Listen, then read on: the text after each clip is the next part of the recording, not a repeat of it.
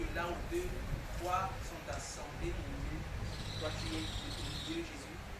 Te bénissons parce que nous croyons, tu feras du bien ce soir. Nous refusons que notre chair s'exprime.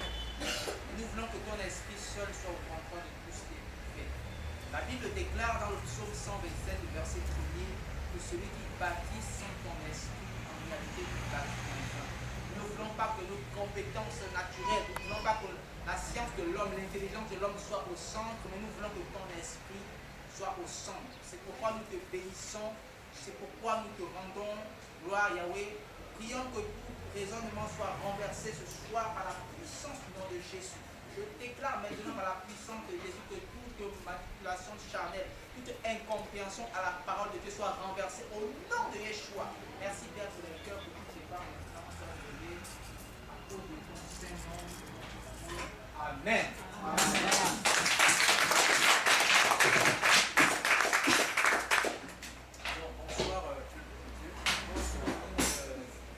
Ceux qui étaient là hier, nous sommes sur le séminaire qui a pour thème la confusion de son. Alléluia. Justement, si vous consultez les billets qui vous ont été réunis pour la plupart, vous allez remarquer qu'il est écrit confusion de son. Alléluia. Et sans plus tarder, nous allons prendre le texte de base, le texte de base de 1 Corinthiens chapitre 14. Et quelqu'un d'autre va préparer le deuxième texte de Psaume 89, verset 16, avant que nous rentrons dans le vif du sujet.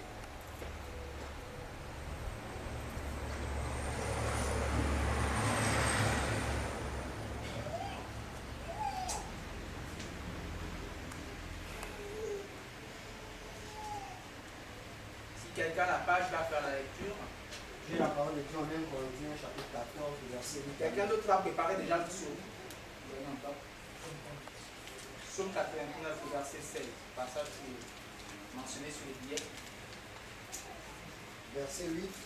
Et si la trompette prend un son confus, qui se préparera au combat? De même, vous, si par la langue, vous ne donnez pas une parole distincte, comment seront-on ce que vous dites? Car vous parlerez en l'air. Continue, frère, Verset 10. Quelques nombreuses puissent être dans le monde et diverses langues. Il n'est aucune qui ne soit une langue intelligible. Verset 89. Je vais lire la parole de Dieu. C'est le psaume 89 au verset 16. Heureux le peuple qui connaît le son de la trompette, qui marche à la clarté de ta face, ô Éternel. Alléluia. Amen. Ce soir, nous allons parler de la confusion de son. Hier, celui qui a partagé le message hier pouvait déjà donner une introduction concernant la confusion. On a dit que la confusion parle d'un désordre, parle d'un méli-mélo. Lorsqu'on parle d'une confusion, c'est ce qui apporte un désordre. Aujourd'hui, nous n'avons pas forcément ou nécessairement besoin d'être avancés dans le christianisme pour comprendre que lorsque nous consultons nos églises actuelles, il est difficile de comprendre la volonté de Dieu. C'est pourquoi ce soir, Dieu a permis ces moments pour que nous soyons édifiés par rapport à la volonté de Dieu. Alléluia. Amen. Il est dit que heureux la nation qui connaît le son de la trompette. Alléluia. Amen. Je voudrais qu'on comprenne d'abord que quand il est question de la trompette, la Bible ne se réfère pas à un instrument de musique naturelle. Mais la Bible utilise cette illustration pour parler de l'Église. Parce que quand vous consultez le livre d'Apocalypse, c'est le 4e animal qui avait reçu le mandat de sonner le chauffard. Alléluia. Donc quand on parle de l'Église par rapport au son de la trompette, on se réfère d'abord à Christ. Ensuite, comme Christ est l'image du Dieu invisible, il est aussi question de l'épouse, c'est-à-dire l'Église. Alléluia. Quand on parle de la confusion, c'est parce qu'aujourd'hui, lorsque tu quittes du monde pour aller à l'assemblée rechercher Dieu, tu pars une place où te présente Jésus d'une manière. Lorsque tu vas ailleurs, on te présente Jésus d'une autre manière, au point où tu es confus. Alors que Dieu a prévu la constitution de l'homme, dans la constitution de l'homme, de manière à laquelle Dieu a créé l'homme, remarquez que Dieu a créé l'homme avec les yeux. Les yeux, on peut les fermer. Pour être empêché de voir ce qu'on voit autour de nous. Les yeux, on peut les fermer. La bouche, on peut la fermer, mais concernant les oreilles, il n'est pas possible de la fermer. Pourquoi? Parce que c'est par les oreilles que nous sommes ensemencés. C'est pourquoi il est très fondamental que nous comprenions qu'est-ce que nous entendons comme parole. Quel est le son de la trompette que nous écoutons? Alléluia. C'est pourquoi vous avez compris qu'il est dit que heureux la nation qui connaît le son. Alléluia. Alléluia. Amen. Il est écrit que vous connaîtrez la vérité vous affranchira. Je me souviens lorsque je me suis converti. Lorsque je me suis converti il y a quelques années, lorsque j'allais en assemblée, je n'étais pas encore loin dans le christianisme, j'étais encore au béaba, je ne connaissais rien. Je n'avais que quelques jours, mais quand je partais en assemblée, je remarquais des choses que quand je consultais les Écritures, je ne me retrouvais pas. Et chaque fois que je me rapprochais auprès de mes dirigeants, ils ne me donnaient pas d'explication plausible. Lorsque je confrontais ce qui se passe aujourd'hui, et par rapport aussi aux Écritures, je ne me retrouvais pas. Et je me posais la question, mais est-ce seulement moi qui constate ces choses, ou il y a d'autres personnes qui les constatent? Et c'est ce qui se passe aujourd'hui. Alléluia. Dans une société, je vous dis dans une société, si un enfant naît par les moyens qui sont mis aujourd'hui, c'est-à-dire qu'ils prennent la semence, on prend la semence de l'homme, on utilise les moyens qu'ils utilisent pour féconder, voilà, pour donner une naissance à cet enfant de manière artificielle, et que cet enfant se retrouve avec un père comme mère et un père comme père, cet enfant trouvera ça normal. Je vous dis la vérité. Un enfant qui naît dans une société où le père et la mère sont éternels, trouvera cela normal. C'est la même image avec nous aujourd'hui. Aujourd'hui, ça devient normal de prêcher l'évangile qui est prêché aujourd'hui. Ça devient normal. Alléluia. Aujourd'hui, ça devient normal que l'argent de l'église serve seulement au royaume de Dieu. C'est normal. Pourquoi? Parce que depuis la source, c'est ce qui avait été inculqué. Au point où, quand nous, enfants, nous venons, nous trouvons cela normal. Alléluia. Mais je me posais toujours cette question, mais pourquoi ce qui est dit dans la Bible est contradictoire à ce que moi je retrouve dans les assemblées? Je ne connaissais encore rien. Je vais te dire ce soir, frère, tu n'as pas forcément besoin d'être élevé dans le plan spirituel, mais ta capacité à réfléchir peut t'amener à comprendre que ce qui est fait autour de toi n'est pas biblique. Amen. Je n'avais encore rien connu. Mais je me posais certaines questions. Pourquoi on fait ça? Alors que quand je lis la Bible avec l'intelligence humaine que Dieu m'a donnée, cela ne semble pas normal. Alléluia. Je me posais la question, mais pourquoi dans l'assemblée, quand il y a un problème, c'est seulement au pasteur à qui on ne pense jamais au brebis? Est-ce que c'est normal? Quand je consultais Actes des Apôtres de manière intelligente, je voyais que ce n'était pas normal. Et je me posais des questions. Alléluia. Je me posais des questions. Parce qu'il est écrit, même les philosophes disent qu'il n'y a pas de croyance sans connaissance. On doit savoir à quoi on croit. C'est important. Et jusqu'en 2016, j'ai effectué un voyage au niveau de Libreville. Parce que c'est l'église qui m'avait envoyé au niveau de Libreville pour aller renforcer l'église qui était au niveau de Libreville. Et quand je vais aller en 2016 là-bas, une sœur va m'inviter dans l'assemblée qu'on appelle l'église qui est comme au château. L'église qui est au château, qui est à Tobias, l'église du royaume de Dieu. L'église universelle du royaume de Dieu. Je ne sais pas, quand la soeur m'a invité là-bas, je n'ai pas résisté. J'ai comme senti qu'on me disait que pas. Quand je suis parti, j'ai été choqué de ce que j'ai vu. J'ai été choqué de voir combien de fois quelqu'un peut être responsable, se croire responsable et être aussi manipulé. Alléluia. Il y a un moment quand le pasteur est rentré, il s'est mis à brandir une bouteille et il a dit que ceux qui ont commencé à sortir vos bouteilles, on va bénir ça. Et vos bouteilles, vous devez les placer dans vos maisons avec une boîte de sardines. Ils ont sorti les boîtes de sardines avec les bouteilles, toute l'église. J'ai été choqué. J'ai compris ce jour-là que tu peux avoir fait les longues études si Dieu ne t'éclaire pas à faire. Si Dieu ne t'éclaire pas, tu seras esclave. Même avec ta sagesse, même avec ton argent. Je me suis posé la question, mais comment des personnes qui ont appris peuvent être aussi manipulées? Et tout le monde trouve ça normal. Amen. Tout le monde trouve ça normal. J'ai été choqué. J'ai été choqué, je vous dis la vérité, j'ai été choqué. Quand je suis sorti de l'endroit, je suis arrivé aux marches, puisqu'il y avait des marches d'escalier. Quand je suis sorti de l'endroit, quand je suis arrivé aux marches de l'escalier, j'entends une voix. C'était un dimanche, j'entends une voix qui me dit, Je cherche où j'enverrai mon cœur. Je vous parle devant Dieu. Quand j'ai entendu cette voix, j'ai compris que le cœur de Dieu est l'église. J'ai compris que l'église, qui était censée être la lettre, qui devait présenter au monde les vertus de Christ, est en train de blesser Christ. J'ai été blessé, c'est ça. 2 jours après, je me suis battu à mon billet. Je suis venu voir l'assemblée d'ici, j'ai dit j'ai quitté l'église. Parce que je ne suis pas libre. Alléluia. Amen. Alléluia. Amen. Attention à ce que nous entendons. La confusion de sang. Quelqu'un sort du monde. Il y a une sœur, vous pouvez écouter un témoignage d'une sœur prostituée. Elle pouvait dire dans son témoignage, je suis parti voir le pasteur parce que je voulais être délivré de la prostitution. Je suis allé vers le pasteur parce que c'est lui qui était la référence. Je suis allé vers lui.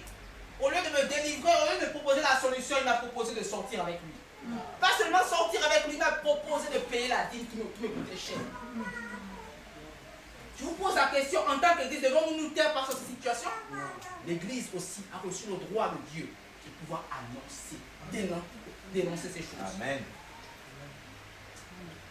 Alléluia. Amen. On est dans une époque où il y a trop d'évangiles. Il y a trop de prophètes. Venez, vous allez vous recevoir ceci. Venez, vous allez recevoir ceci. Mais au point où on ne sait plus où discerner quelle est la voix de Dieu. Alléluia. Amen. Quelle est la voix qui sauve? Parce que la foi vient de ce qu'on entend. Attention, la foi vient de ce qu'on entend. Dieu a prévu les oreilles, parce que c'est par les oreilles qu'il ensemence l'homme.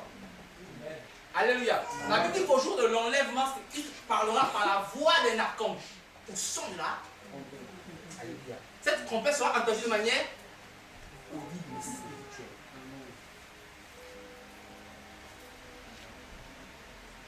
Je vous dis, pendant le temps où il y a eu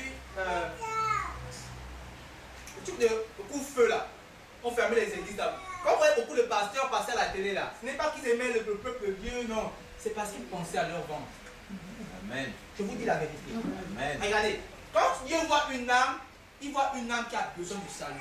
Mais quand ces pasteurs voient une âme, ils voient les études de leurs enfants, ils voient sa nouvelle chaussure, ils voient les bijoux de sa femme. Oui, c'est ce qui les intéresse. C'est quoi si vous enlevez l'argent? Je vous dis la vérité, si vous enlevez l'argent, beaucoup d'églises ferment. Parce que le salut n'est plus important. Dans cette génération, le salut n'est plus important. Dans cette génération, dès que tu as une petite voiture, dès que tu viens à l'assemblée, on n'a même pas besoin d'attendre un mois. Dès que tu as fait 2 dimanches, on a vraiment que tu as une voiture, une petite veste, une belle petite veste là, on crée un poste spécialement pour toi ensuite. Un ancien qui ne connaît même pas la parole. Un ancien qui n'est même pas édifié. Un ancien qui n'est même pas converti. Un ancien. Alléluia. Amen. On doit parler, on ne doit pas parler. On doit parler. Amen. Alléluia. Amen. Confusion de son. Quel est le son qu'on te présente? C'est le son qui est censé te ramener au ciel. Viens à l'église, tu seras béni. C'est ça le message. C'est quoi la bénédiction? Paul dit aux Éphésiens que vous êtes bénis en Christ de toutes les bénédictions spirituelles. En étant enfant de Dieu, je suis dans la bénédiction. Amen. Alléluia. Amen. Vous entrez en cette position de cette bénédiction à condition d'obéissance. Alléluia. Trop d'évangiles. Trop d'évangiles. Trop d'évangiles. Trop d'évangiles. Et le cœur de Dieu saigne. Je vous dis la vérité, le cœur de Dieu saigne. Comment l'argent peut prendre autant de place? Comment l'argent peut prendre autant de place? Comment l'orgueil peut prendre autant de place? Quand tu rentres dans des assemblées, tu ne vois plus Dieu. Tu retrouves même le monde à l'église. Tu connais des assemblées où regardez, comment dans une assemblée, tu quittes dans le monde, tu vois, on faisait les bains. Tu pars à l'église, tu retrouves encore les mêmes bains. Il y a un problème? Amen. Attends, c'est les bains qu'on retrouve dans le monde. Quelle est l'utilité pour moi de partir à l'église? Où est l'utilité? Puisqu'on retrouve les mêmes bains qu'on retrouve dans le monde. Les églises.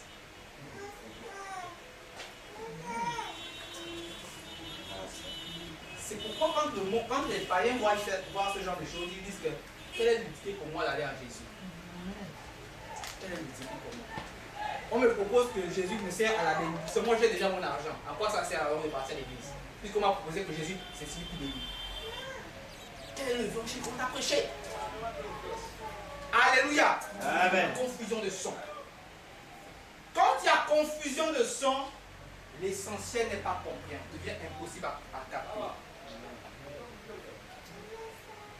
La confusion rend impossible l'essentiel. La confusion amène au désordre.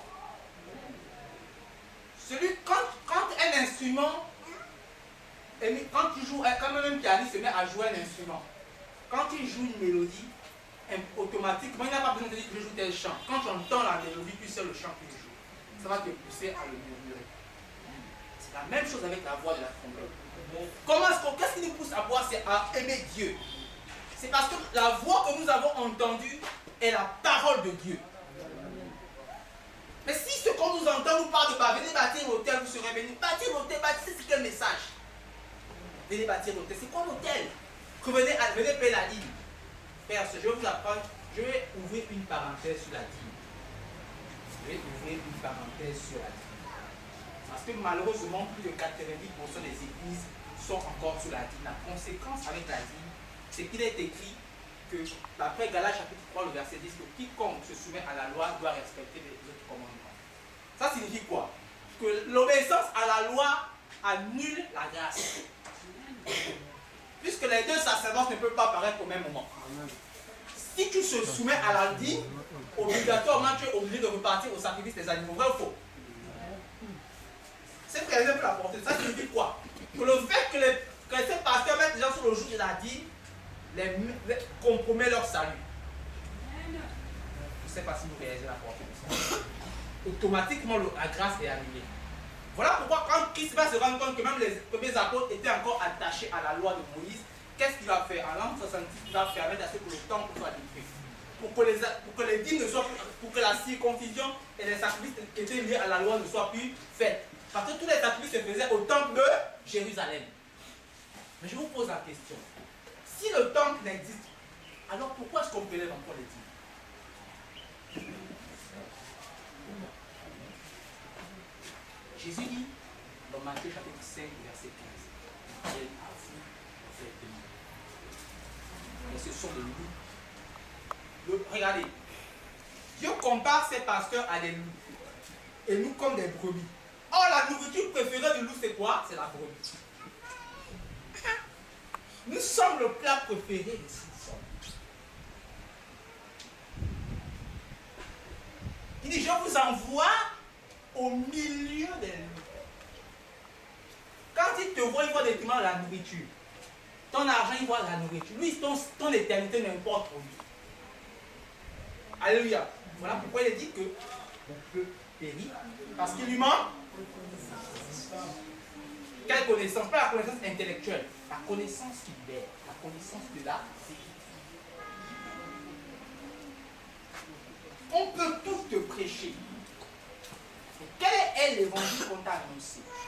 Est-ce que c'est un évangile qui te présente Jésus comme étant le seul qui te sauve ou un homme qui te sauve?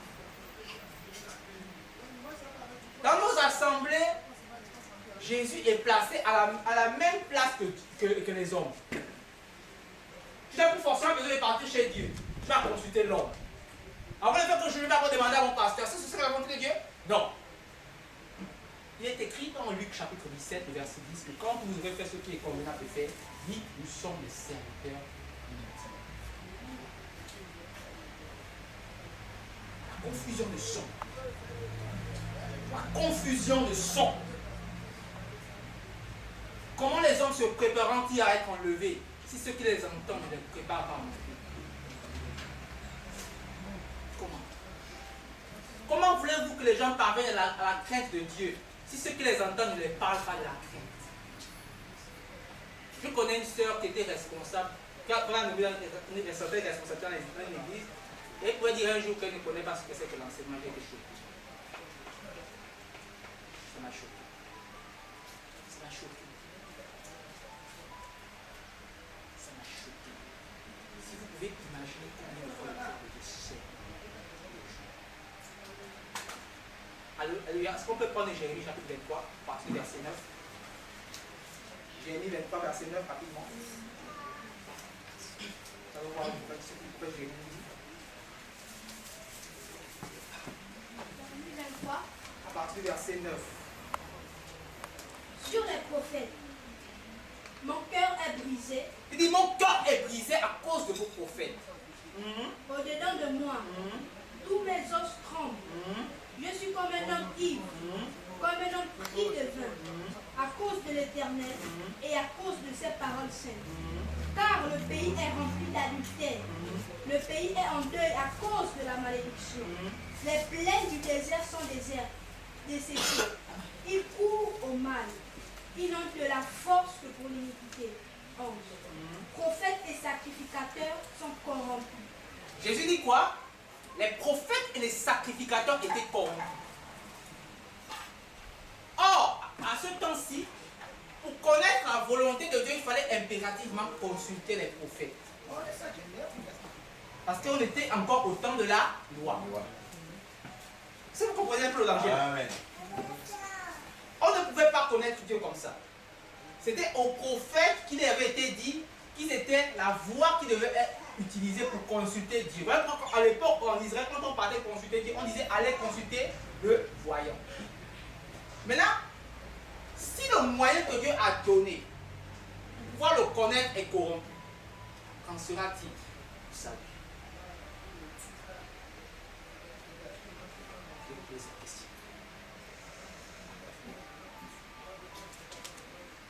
Si le moyen par lequel Dieu veut sauver est corrompu, peut-on être sauvé? Ensuite, ta soeur?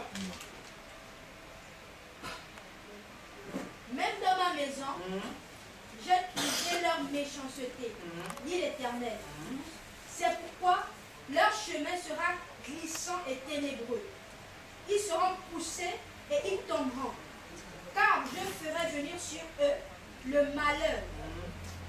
L'année où je les châtierai, dit l'Éternel. 13. Dans les prophètes de Samarie, j'ai vu de l'extravagance. Ils ont prophétisé par Baal. Ils ont égaré mon peuple d'Israël. 14. Mais dans les prophètes de Jérusalem, j'ai vu des choses horribles. Ils sont adultères. Ils marchent dans le mensonge. Ils fortifient les mains des méchants, afin qu'aucun ne revienne de sa méchanceté. Ils sont tous à mes yeux comme Sodome, et les habitants de Jérusalem comme Gomorrhe. 15. C'est pourquoi ainsi parle l'Éternel des armées sur les prophètes.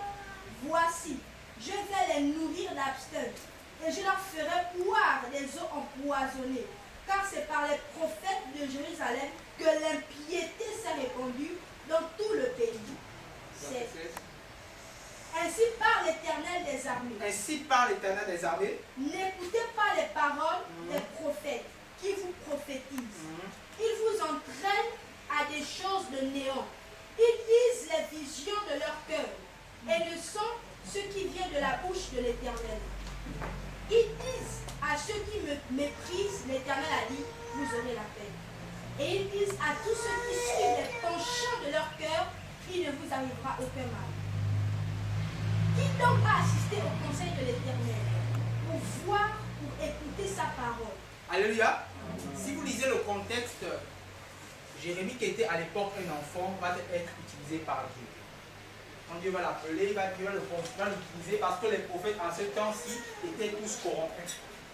Et dans le chapitre 23, il va écrire ce livre spécialement à propos des prophètes qui égaraient le peuple de Dieu.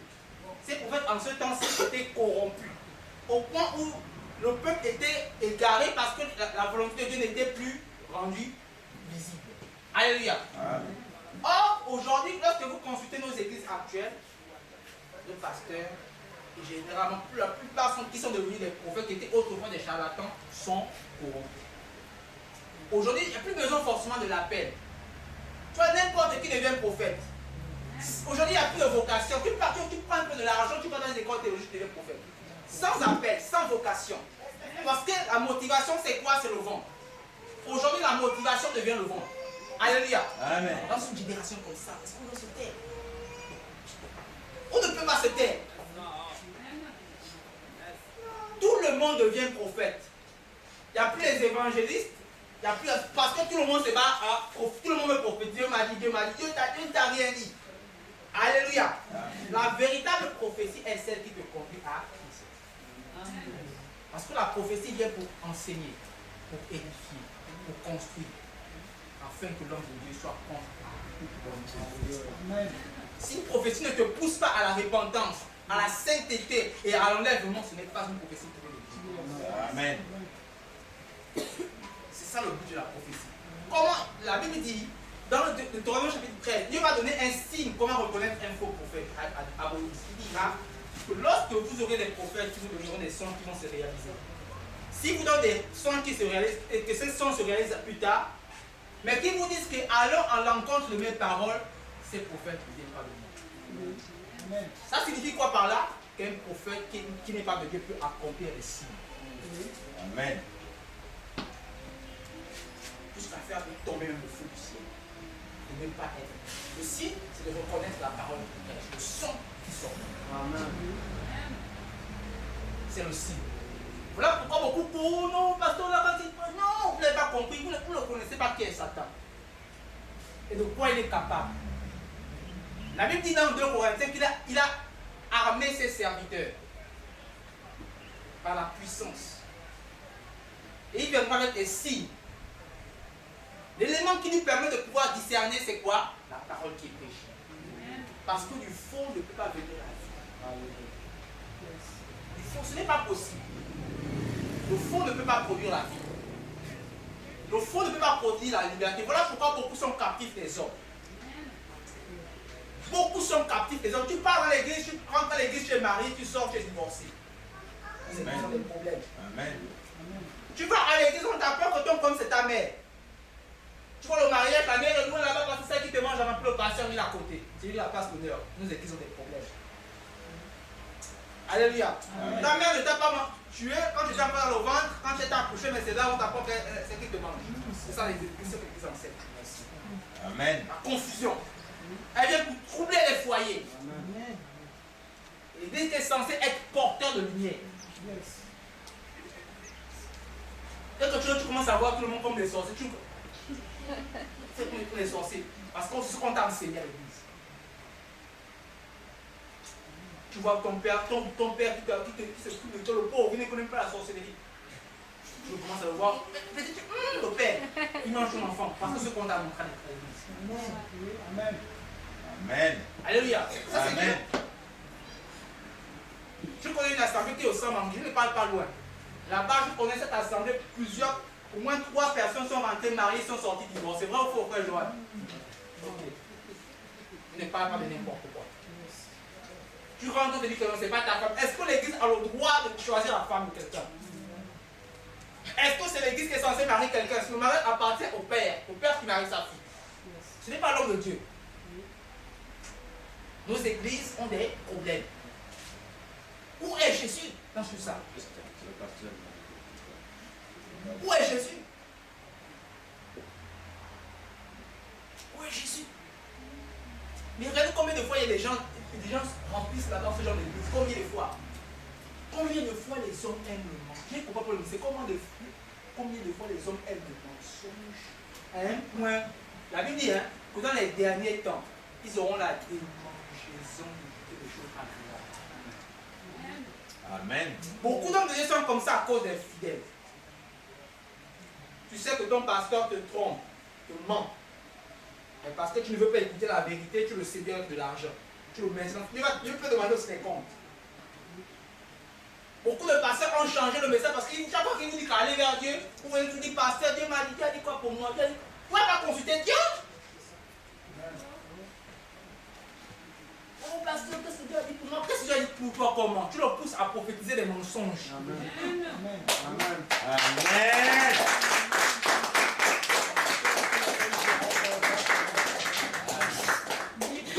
Jésus est venu pour rendre pas dépendant de quelqu'un. Paul dit dans 2 Corinthiens 11 que je vous ai fiancé à qu'est-ce qu'il y a une épouse vierge. Nous sommes comme l'ami de l'époux. On vient présenter la femme à l'époux après on part. Nous prenons les filles. Ce qui se passe entre l'épouse et l'époux ne nous concerne plus. Alléluia. C'est quoi un serviteur de Dieu qui a compris, ça ne veut pas ici dans la vie de certaines personnes. Ta responsabilité, c'est de prêcher le message. Alléluia. Amen. La responsabilité de l'église, c'est annoncer les vertus de Christ. Pour que l'église puisse se préparer. Nous n'avons pas le droit de nous ici dans les histoires de famille. Séparer les familles, ce n'est pas notre responsabilité. Estorquer l'argent des gens. Dans l'église, je vous apprends ce soir que dans l'église, quand les collectes sont faites, c'est pour les saints. Les collectes doivent servir pour besoin des saints. Comme on a fait la dernière fois, dimanche dernier, on allait rendre à un frère en prison. C'est ça le rôle de l'église. L'argent qui rentre ne doit pas servir pour le pasteur. S'il veut bénéficier de ça, il doit se comporter comme un frère. Ça sert pour un frère, parce que c'est aussi un frère. Alléluia. Et non pour lui seul. C'est ça l'église. Et c'est ça l'évangile. C'est ça l'évangile. Jésus est à la porte. On est dans un temps où les gens sont habitués à écouter des mensonges, alors que l'évangile de Jésus est saint. Amen. Pas de mysticisme, non, des mystères, pas de mystère, c'est saint. Jésus a donné un évangile saint. Et cet évangile qui a pour but de nous sauver. C'est pourquoi on ne doit pas être confus par rapport à ce qu'on doit écouter. Ce qu'on doit écouter est clair. La Bible dit, dans 1 Pierre chapitre 1, le verset 9, que le but de notre foi, c'est le salut de notre âme. Le but de tout ce livre, c'est pour nous sauver. C'est quoi si quelqu'un vient vers toi, il ne te présente pas le salut de ton âme, frère, fou. Amen. Ce jour-là, je parle devant le frère, Dieu seul mes témoins. J'ai parlé devant les anciens, que moi j'ai quitté votre vie, je suis parlé. Parce que quand il est question de mon salut, je ne joue pas avec. Je ne joue pas avec le salut. Les oreilles n'ont pas de mécanisme automatique qui permet d'être. Quand j'entends la frère, tu vas partir, ça va travailler en toi. On ne joue pas avec ce que j'entends. C'est pourquoi on ne se met pas à écouter le serpent. Parce que la semence, quand ça rentre, tu vas partir là, ça va travailler le temps convenable, ça va te renverser. On ne joue pas avec ça. Quand la Bible dit qu'il faut se détourner, il faut détourner son oreille. Parce qu'on est dans un temps où il y a trop de paroles. Venez à Jésus, vous serez guéris. Venez ceci, venez la vie. Trop d'évangiles au point où on ne sait plus se situer. Comment concevez-vous qu'il n'y a qu'une seule parole de Dieu? Une seule parole de Dieu. Mais rien qu'aux États-Unis, il y a plus de 800 dénominations. 800 dénominations, 800 interprétations. Un seul évangile. Donc, dans tout ça, on suit quel évangile? L'autre là-bas, c'est moi, Branham, qui sauve. L'autre là-bas, non, c'est plus Branham. Branham n'est plus à la mode, c'est quand tout qui sauvent. Le père ne connaît pas Jésus. Quand il vient, il suit qui? Confusion de sang. Le père ne connaît pas Jésus. Lui, il vient se dire que c'est Jésus. C'est Jésus. D'abord, on dit c'est Jésus, mais il suit quelle voie? C'est pour réagir un peu là. Le païen ne connaît pas Jésus. Quand il entend que c'est Jésus, il se dit que c'est Jésus partout. Il voit tout le monde comme des agneaux. Il part, il rentre, ne sachant pas que c'est une paix pour lui. Si vous lisez Apocalypse, chapitre 2 et chapitre 3, on parle des 7 assemblées d'Asie. Et dans les 7 assemblées d'Asie, il y avait au moins 4 problèmes qui étaient réglés là-bas. C'était des problèmes que Dieu reprochait à ces églises. Et si vous lisez à partir du chapitre 3, verset 18 à 20, on nous parle de l'église de Thyatire. Est-ce qu'on peut prendre le passage? Apocalypse chapitre 3, verset 18 à 20.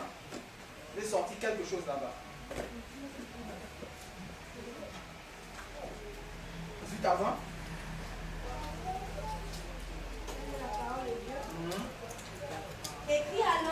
Écrit à l'ange de l'église de Thyatire. Voici ce que dit le Fils de Dieu. Celui qui a les yeux comme une flamme de feu et dont les pieds sont semblables à de l'airain ardent. Je connais tes œuvres, ton amour, ta foi, ton fidèle service, ta constance, et tes dernières œuvres plus nombreuses que les premières. Mais ce que j'ai contre toi, c'est que tu laisses la femme Jézabel, qui se dit prophétesse, enseigner et séduire mes serviteurs, pour qu'ils se livrent à l'impudicité et qu'ils mangent des viandes sacrifiées aux idoles. Alléluia. Si vous avez bien compris le contexte, on reproche quoi à l'église de Thyatire? On le va hein? De faire quoi?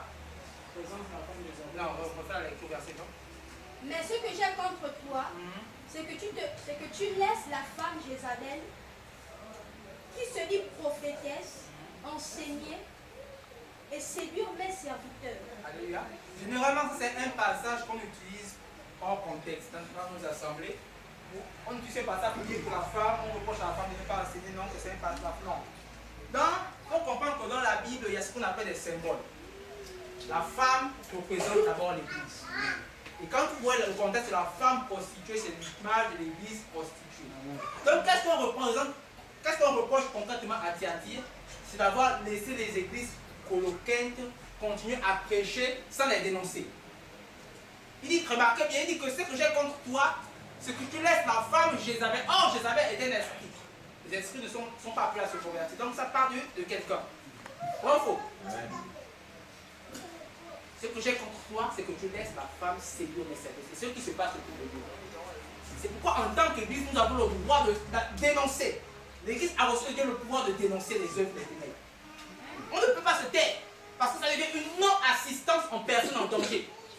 Ces personnes sont peut-être conduites en enfer. Religieusement, comment quelqu'un peut partir en enfer religieusement? Tu es conscient que tu vas à l'église, mais tu vas religieusement en enfer. Avant, tu avais besoin de le monde pour aller en enfer. Aujourd'hui, étant dans l'église, tu vas quand même en enfer. Ça a quel sens? Voilà pourquoi il dit ce que j'ai contre toi, c'est que tu laisses la femme. Tu laisses cette dénomination prêcher, alors qu'ils conduisent beaucoup en enfer. Amen.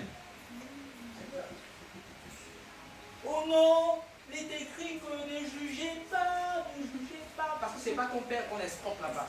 C'est pas ton père qu'on met en enfer. Voilà pourquoi tu parles comme ça. C'est pas ta soeur qu'on veut te violer, voilà, à l'église. C'est pas ta soeur. Si c'était ta soeur, tu n'aurais pas parlé comme ça. L'amour dit la vérité aussi.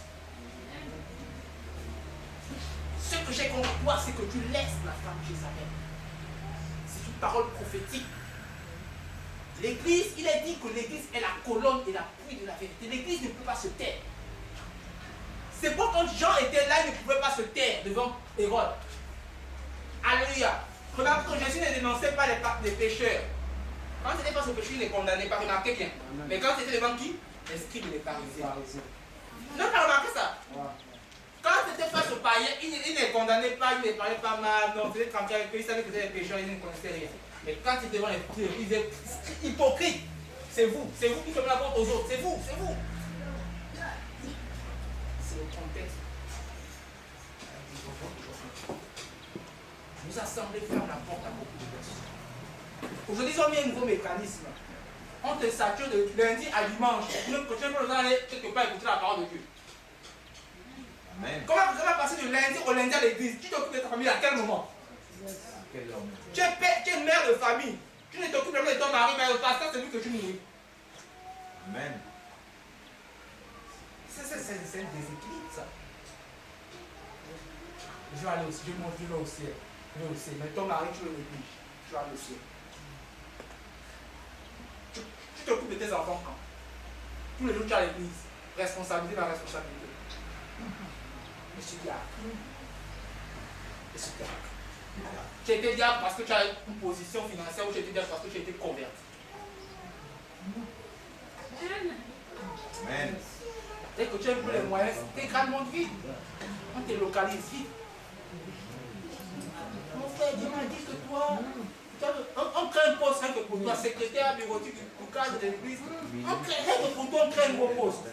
Un ministère qui n'existe même pas, on crée ça pour toi. Chargé des ressources humaines de l'église. Ça, c'est quel ministère encore fait? Coordination de l'église. C'est quelle responsabilité ça? Moi, je connais les 5 ministères. Je connais évangéliste. Je connais apôtre. Je connais pasteur. Je ne connais pas secrétaire. Ce n'est pas un ministère. Toute ta vie, tu étais quoi, pasteur? Tu étais secrétaire de qui? Quand Jérusalem, c'est un cas différent. C'était la loi. Alors, ça veut dire le travail d'un prophète. C'était différent. On va dire, oh, Pierre et Marc. Mais Pierre ne savait pas lire. C'était illettré. C'était à l'époque où il fallait écrire. C'est différent. Le bureau du pasteur. Oh, le porte pour rapprocher du pasteur. Toutes ces choses. Les diacres. Quand on entend son un peu, oh, je te rapproche du pasteur, tu savais que c'est à ta perte. On aime ça. Vous savez le problème de l'église de Corinthe. Si vous lisez la deuxième épître, le deuxième livre de Corinthe, vous allez voir rendre compte que Paul était confronté aux Corinthiens. Et les Corinthiens étaient des Grecs. Et par nature, vous savez que les Grecs étaient des personnes très intelligentes. Et au point où leur intelligence a constitué un obstacle. Parce qu'étant intelligents, ils avaient leur conception de Dieu. Pour eux, un cercle de Dieu ne pouvait pas être simple. Il fallait forcément qu'il soit comme ça. Au point quand tu venais vers eux, simplement dire, oh non, lui c'est une personne qui n'est pas comme nos dieux. C'est cette image qui s'appelle avec Paul. Voilà, tu comme ça, Paul va comme ça, je défends son ministère. C'est ce qui se passe aujourd'hui. Viens un peu de manière simple. On n'a pas la puissance. Parce que la puissance est venue dans l'extérieur. Jésus était simple. Il avait les connaissances. Quelle est la dernière fois que ton pasteur t'a rendu visite? C'est moi lui qu'on rend visite. Confusion de chant. Quelle est la dernière fois que ton pasteur est venu pour te rendre visite, pour t'apporter quelque chose? Quelle est la dernière fois que ton pasteur est venu parler chez toi? Il ne peut pas faire ça. Ça a commencé comme un homme de Dieu. Il ne peut pas. C'est l'homme de Dieu. Or, on ne comprend pas que serviteur veut dire au service de. Quand je me proclame comme serviteur de Dieu, c'est que je suis au service de son peuple. C'est un signe. Pas dire assez parti, pas dire par contre. Parce que tu as côté là, c'est à la maison. Tu vois une position. Je vous dis la vérité. Tu vois une position. Parce que c'est normal pour le nom de Dieu.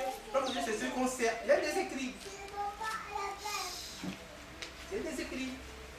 Pour dire que je me suis vidé pour que vous soyez bénéfiques.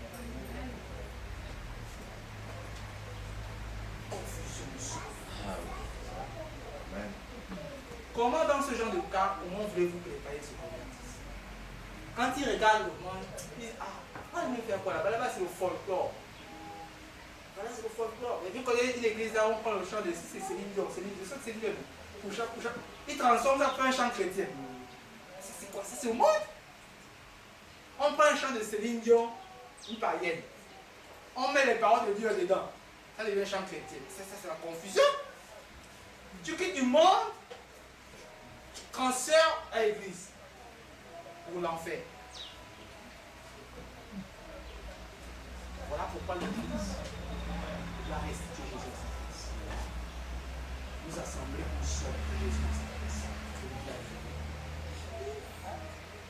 Nous assembler confond le peuple. Tout d'abord, on ne sait pas s'il faut prier Dieu le Père, Dieu le Fils, Dieu le Saint-Esprit. Tu es confus. Trop de doctrine. Oh non, le Père, Dieu le Père. Qui d'abord Dieu le matin, tu pries Dieu le Fils. Le soir, tu pries Dieu le Saint-Esprit.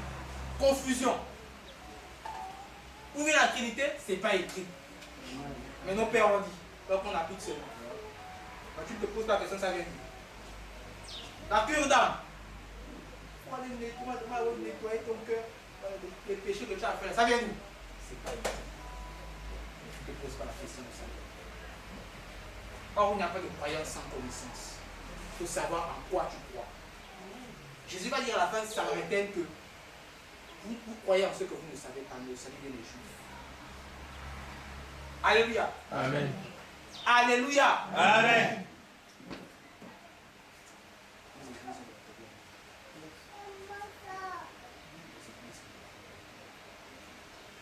Où est la vérité? C'est quand on parcourt un peu de l'assemblée, où est la vérité? Comment Jésus peut être aussi, comment le salut des gens peut être aussi négligé?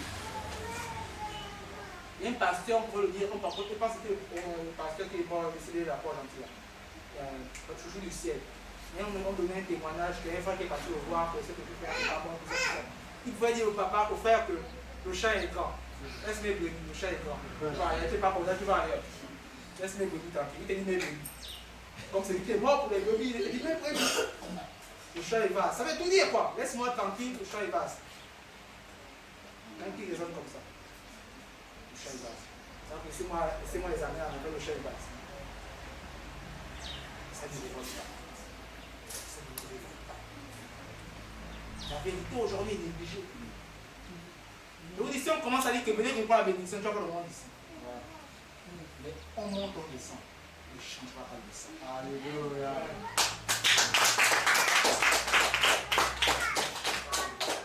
Nous n'avons pas été suscités par un homme. Alléluia. Un jour, je me rappelle, ça remonte avant que je fasse à l'embarras, avant que je ne parte à l'embarras. J'ai fait une vision où il y avait un être qui avait le bloc terrestre sur lui comme ça. Il était en train de tourner le bloc terrestre. Il me disait que quand il tourne le bloc terrestre, il crée des situations pour que je puisse servir Dieu. Quand je dois au testament, il crée des occasions pour que je puisse servir Dieu. Quand je vois des occasions pour servir, c'est moi qui les crée. Après, il me disait que quand il me parlait, c'est comme s'il me reprochait, comme